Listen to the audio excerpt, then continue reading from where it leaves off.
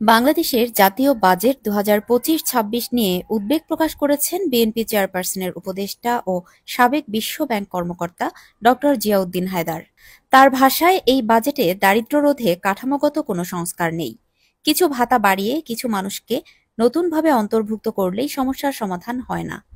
বিশ্বব্যাংকের তথ্য অনুযায়ী, দেশে চরম দারিদ্র্যের হার ২০২৫ সালের মধ্যে ৯.৩% পৌঁছাতে পারে, যার মানে আরও প্রায় ৩০ লাখ মানুষ নেমে যাবে চরম দারিদ্র্যসীমার নিচে।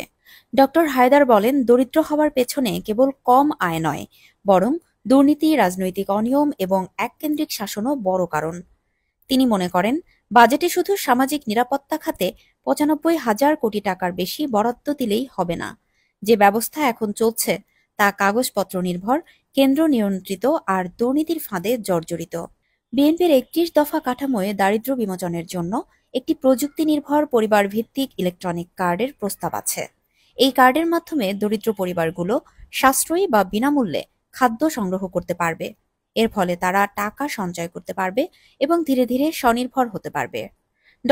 জিয়াউদ্দিন হায়দার বলেন, বাজেটে শুধু টাকা নয়, দরকার দৃষ্টিভঙ্গির বদল, দরকার স্বনির্ভরতার সুযোগ, দুর্নীতিমুক্ত প্রশাসন এবং ক্ষমতায়ন। তিনি আরও বলেন, বিএনপির কাঠামোগত সংস্কার পরিকল্পনা বাস্তবায়ন করলে বাংলাদেশ দারিদ্র্যমুক্ত, ন্যায্য ও অন্তর্ভুক্তিমূলক সমাজে রূপ নিতে পারবে।